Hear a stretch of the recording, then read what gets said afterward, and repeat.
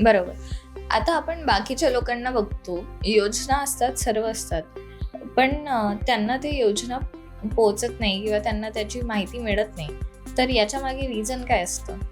याच्या मागे रिझन चुकीचे नगरसेवक निवडून आले, लोकप्रतिनिधी चुकीचा जर निवडून आला, फक्त ते 15 जे दिवस असतात इलेक्शनचे, आचारसंहिता लागण्यापासून रिझल्ट लागण्यापर्यंत, त्याला गुलाल लावून त्याच्या मिरवणूकमध्ये ती भोळी जनता नाचण्यापर्यंत हे इतकेच दिवस पब्लिकचे असतात.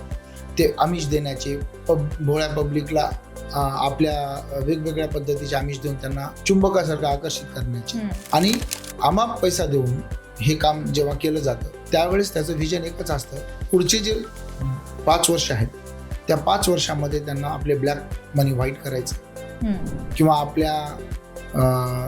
आपल्याला तिथून पैसा कमवायचा. आता तुम्ही म्हणसाल तुम्ही पण नगरसेवक म्हणून उभं टाकणार आहे, तुम्ही पण पैसा कमवसाल. मी मुख्याध्यापक आहे, मला 1.25 लाख पगार आहे, माझी जरूरतें बहुत कम है इसलिए मुझ में दम है.